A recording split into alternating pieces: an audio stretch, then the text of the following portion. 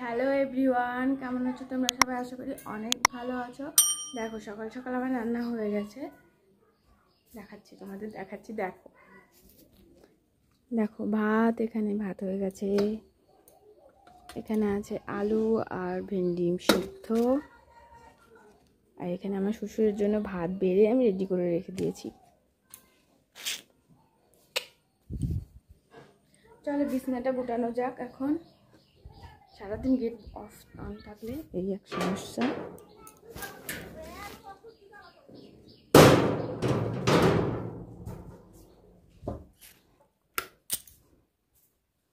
বিছনাটা গুটিয়ে নিই, দেখতে থাকো তোমরা। তো দেখো বন্ধুরা, আমি বিছনাটা গুটিয়ে নিচ্ছি আর এদিকে আমি বিছনা গুটাচ্ছি, আর ওইখান দিয়ে আমার শাশুড়ি আমার জন্য চা নিয়ে এসছে। নিয়ে এসে বলছে কি ধরো ধরো ধরো ধরো চাটা খেয়ে নাও, আগে চাটা খেয়ে নাও, মানে দোকান থেকেই নিয়ে এসছে। আর এটা আমার শাশুড়ির সাথে আমি কথাটা বলছিলাম। আর রোজ সকালের মতন আমার শ্বশুর কাজে চলে যায়, শাশুড়িও কাজে চলে যায়, সেই কারণে একটু সকাল সকাল রান্নাটা হয়ে যাচ্ছে। প্রায় ভাবো মানে 6:30 কিংবা 7টার মধ্যে রান্না বান্না হয়ে যায়, মানে শুধু সেদ্ধ টেদ্ধ রান্না করে তো তো সেই কারণে। তারপর এইদিকে আমি ঘরেতে বিছনা গোটাতে চলে এসেছি, আর আমার ঘুম থেকে ওঠার আগেই দেখি রান্না হয়ে গেছে। ঠাম্মা রান্না বসিয়ে দিয়েছে, বাবা কাজে যাবে, তাড়াতাড়ি করে খেয়ে যাবে সেই কারণে। আর মানে অন্যদিন ঠান্ডা ভাত থাকলে বাবা খেয়ে চলে যায়, তো তার জন্য রান্নাটা বসিয়ে দিচ্ছে। রান্না হয়ে গেছে তাই তোমাদের প্রথমেই দেখালাম যে কী রান্না হয়েছে সেটাই। আর এই যে দেখো মশারিটা আমি ভাঁজ করে নিলাম। আমার মশারিটা ভাঁজ করা হয়েছে নাকি তোমরা অবশ্যই কমেন্ট করে বলো।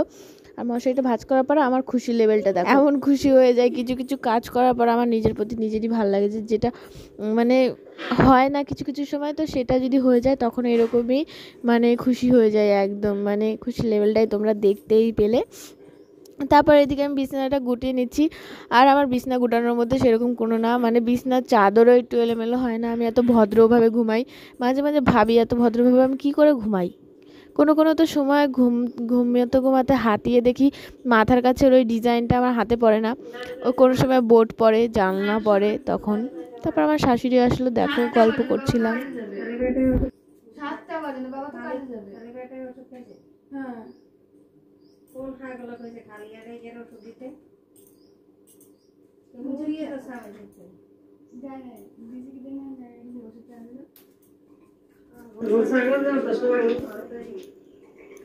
তারপর এদিকে দেখো আমি একটু জল খেয়ে নিচ্ছিলাম।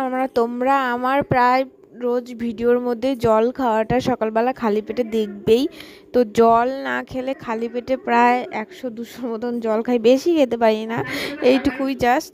তো এতটা খাওয়ার পর মুখ টুক ধুয়ে মানে ব্রাশ করার পর আবার খেতে হয়, কেন জানি না জলটাই আমার চাই।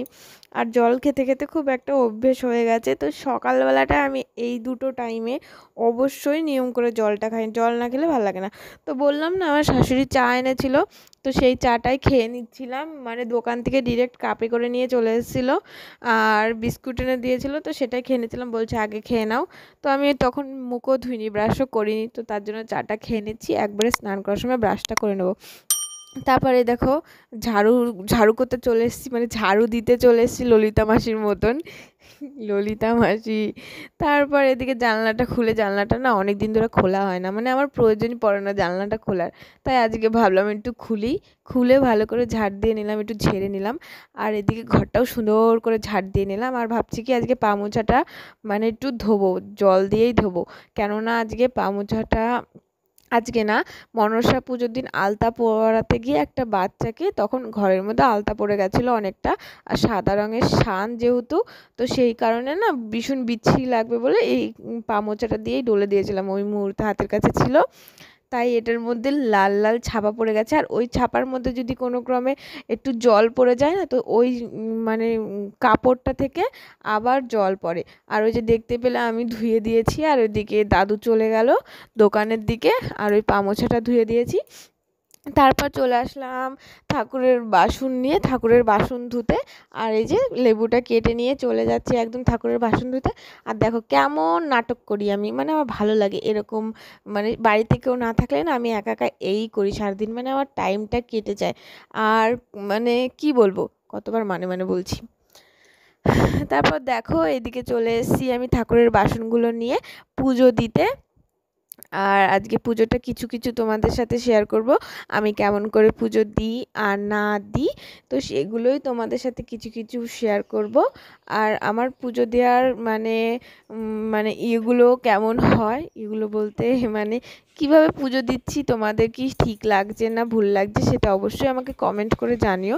আমি ঠিক করে পুজো দিতে পারছি কি পারছি না, কোনো ভুল ত্রুটি হলে অবশ্যই আমাকে বলে দিও যে দিদিভাই এমন হয়েছে না হয়েছে।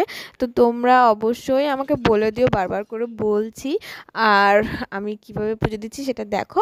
আর এখন আমি ঠাকুরকে স্নান করিয়ে নিলাম। আর ওখানটায় না ঠাকুর ওই আমাদের গুরুদেব ঠাকুরের স্থানে ছিল বলে গুরুদেবকে নামিয়ে আলাদা করে রাখলাম। সবাই বলছে যে গুরুদেবকে ঠাকুরের স্থানে রাখতে নেই, সেই কারণে তাই গুরুদেবকে এক সাইডে রেখে দিলাম। সুন্দর করে ইটটা পেতে তার উপর কাপড় দিয়ে সুন্দর করে রেখে তারপর ভালো করে আজকে কটা বেশি ফুল পেয়েছিলাম, তো সব সিংহাসনে ভালো করে ফুলগুলো সাজিয়ে দিয়ে এই যে আমি আরতি করে নিলাম, শঙ্খ বাজিয়ে নিলাম। তারপর ঠাকুরের কাছে মন ভরে প্রার্থনা করছি ঠাকুর যেন থাক, আর বলবো না, তো ওটা ভগবানের কাছে আছে, তো ভগবান শুনলেই যথেষ্ট। তো তারপর চলে আসলাম বাইরের দিকে তুলসীতলা আরতি করতে। তো প্রত্যেক দিনই সন্ধেবেলা আর সকালবেলা পুজো দেওয়ার সময় অবশ্যই তুলসীতলাটাও আরতি করি, উলুলু দিই, শঙ্খ বাজাই, সব কিছুই করি। যেমন আমার বাপের বাড়িতে এটা হয় না, তো এই বাড়িতে এসে হয়, খুব ভালো লাগে। তারপর ঘরে চলে আসলাম ভালো করে, ওখানেও প্রার্থনা করে ঘরে এসে সব কিছু থুয়ে এই যে একটু রান্নাঘরের দিকে এসেছি ভাত খেতে। একবার ঠাকুরের প্রসাদ টসাদ তুলেই এসেছি, এসে এই যে রান্নাঘরে এসেছি ভাত খেতে। তাই একটু দেখি ওয়েদারটা খুব সুন্দর আজকে, আর খুব ভালো লাগছে আমাকে দেখতে, খুব সুন্দর লাগছে। দেখো আমি নিজের উপর নিজেই চোখ ফেরাতে পারছি না, এত সুন্দর লাগছে। আমি এত সুন্দর কি করে হলাম, কি করে হয়েছি আমি তো জানি না। তো দেখো তারপর একটু মাছওয়ালা চলে এসেছিল মাছ কিনতে। তো দেখো রুই মাছের ঝোল, তোমার আলু দিয়া রুই মাছের ঝোল হইব 50 টাকা না আর কম দাও। হ্যাঁ দিবেন, আবার বকা দিব। হ্যাঁ বকা দিবে 40 টাকা দাও। আরে মারবো, কে মারবে? ওই যে সবাই নিচে ধরেন, ওই কে ধরবে, উনি ধরতে পারবো।